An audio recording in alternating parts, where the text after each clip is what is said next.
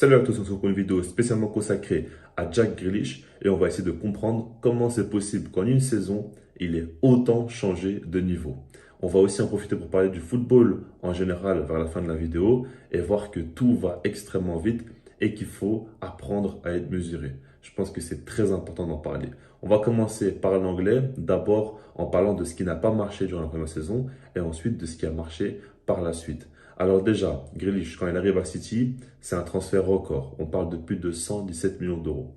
Évidemment, ce n'équivaut pas à sa véritable valeur, mais on sait qu'entre les clubs de Première Ligue, les transferts arrivent rapidement à des sommes assez affolantes.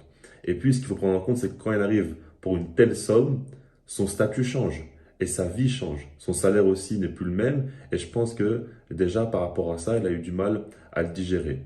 Parce qu'on a déjà entendu pas mal de choses comme quoi il faisait pas mal de soirées, on avait des vidéos dans des boîtes de nuit où il était bourré et c'est pas non plus vraiment choquant. Parce que imaginez-vous à sa place tout simplement, hein, tu passes directement donc, dans un autre club, dans une autre dimension à City avec de très grands joueurs, tu as un transfert record, tu as un énorme salaire, ta vie n'est plus la même tout simplement et il faut déjà l'accepter et puis ça c'est déjà quelque chose de très important dans la vie d'un être humain tout simplement avant même de parler du terrain. Maintenant, si on se concentre plus sur le terrain, justement, c'était sa première saison à City. C'est important de prendre en compte parce que beaucoup de gens vont juger des joueurs dès leur première saison en disant ah non, lui c'est un flop.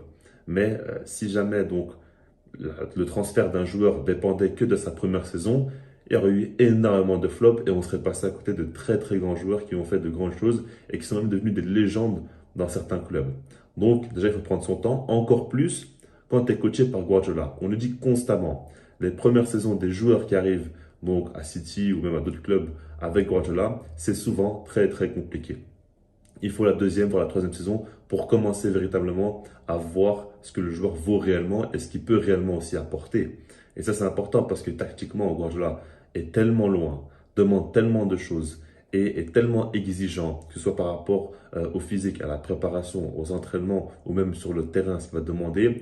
Parce que c'est le genre de gars qui, même si tu mets donc tes buts, si tu fais tes stats, mais si ton apport n'est pas celui auquel il s'attend, il va te mettre sur le banc et il ne sera pas content, tout simplement. C'est un gars vraiment qui en demande énormément. Et il faut le comprendre, il faut s'adapter. Et puis humainement, c'est peut-être pas forcément le plus simple à gérer, Guardiola. Donc tout ça, il faut le prendre en compte. Et c'est pas forcément facile. Et puis surtout, prendre un gars comme Grealish qui passe de Aston Villa à Manchester City, c'est quand même un énorme gap. Ensuite, maintenant, par rapport à son jeu, on va passer maintenant à ce qui va mieux désormais. Je pense que déjà, donc, il a pris du temps et ça, c'est très important, ok, mais il y a une véritable simplification de son jeu. Lors de sa première saison, on voyait que des fois, il allait un petit peu trop loin dans ses dribbles. On tentait beaucoup, il voulait trop mettre des buts assez compliqués. Disons que la saison passée, selon moi, il jouait pour lui et désormais, il joue pour le collectif de City. C'est peut-être une phrase bateau pour vous, mais c'est une réalité quand on regarde ces matchs. Auparavant, on voyait qu'il était un petit peu dans les slaloms, il voulait un peu trop se montrer et faire de belles choses, comme je le dis. Désormais, quand il dribble, c'est pour apporter quelque chose à son équipe. On le voit parce que sur une action, il peut dribbler un, deux joueurs et derrière faire la passe et simplement donner le ballon à un coéquipier au lieu de vouloir aller au bout de l'action et mettre un but magnifique. On le voit que désormais, il comprend mieux aussi le jeu de l'équipe, c'est important, mais simplifie beaucoup ses faits et gestes.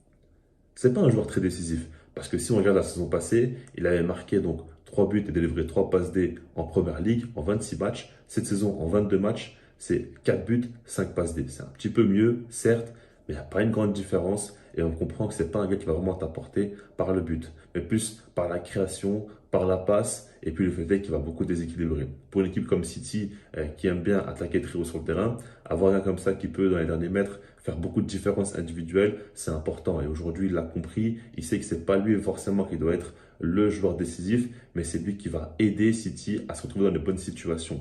Et ça, c'est quand même une grande différence. Ensuite, par rapport à son entente avec les joueurs, elle est beaucoup mieux. On voit qu'il a un duo sur le côté gauche avec Gundogan qui marche très très bien.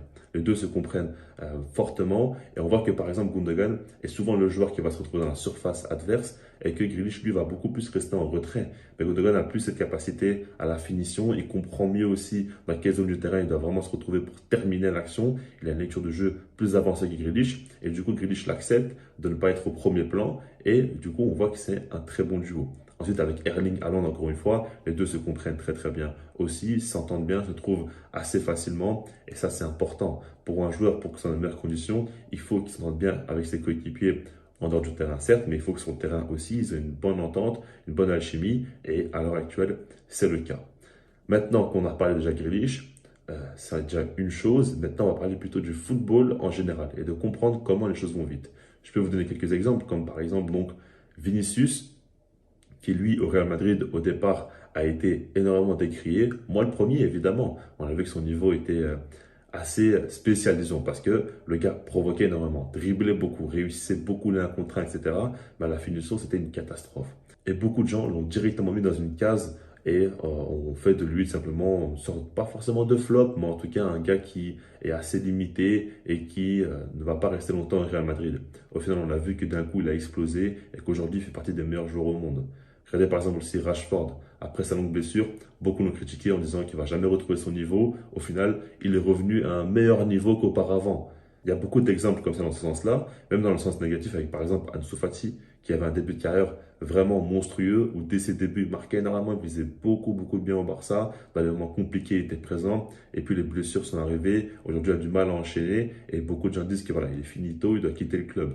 Ça va trop vite en fait, dans les deux sens, positif ou négatif, et je pense qu'il n'y a pas de juste milieu trouvé par les gens. On devient trop impatient, avec les coachs c'est la même chose, hein. Dès que les résultats sont pas bons, c'est à cause du coach, et du coup, il doit partir, on doit le remplacer, et je ne vous cache pas que ça me saoule, parce que les gens n'arrivent plus à prendre du recul sur la situation, n'arrivent plus à se dire, ok, il a quand même accompli telle et telle chose, il a résolu tel et tel problème, mais à l'heure actuelle, il a une mauvaise passe. Et pourquoi il a une mauvaise passe en fait?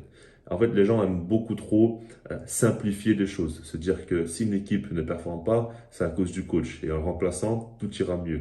Et des fois, ça peut être le cas, évidemment, mais ce n'est pas toujours le cas. Et il faut essayer de comprendre quel est le véritable problème. Et c'est d'aller un peu plus loin dans la réflexion. Et c'est comme ça qu'on va véritablement avoir des débats. Et c'est comme ça qu'on pourra aussi comprendre les choses et avancer.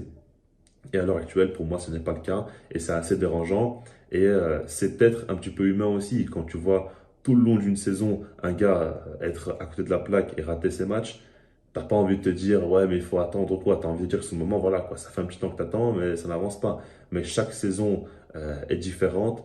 Et dans le foot, quand on regarde bien, il y a toujours des moments comme ça. On est trop habitué au top du top, mais c'est évident que dans une saison, un joueur va avoir une, deux, trois, quatre, peut-être même cinq saisons où il sera moins bon, mais il y aura d'autres où il sera très bon. Et il faut peut-être aussi comprendre que si un joueur n'est pas bon, c'est par rapport au fait peut-être qu'il n'est pas très bien utilisé. Et peut-être que c'est aussi un mauvais engrenage. La confiance n'est plus trop présente. Et puis match après match, ça se complique. Mais au bout d'un moment, il aura peut-être un déclic. Et à ce moment-là, ça ira mieux. Tout peut avancer très rapidement et tout simplement prendre des décisions fortes en disant que lui, il est finito, lui, il n'a pas le niveau pour tel club ou quoi. Très rapidement, c'est assez bête et les critiques vont beaucoup trop vite selon moi. Donc, dites-moi dans les commentaires ce que vous en pensez, est-ce que vous êtes d'accord ou non avec moi. Et puis sinon, moi je vous dis peace.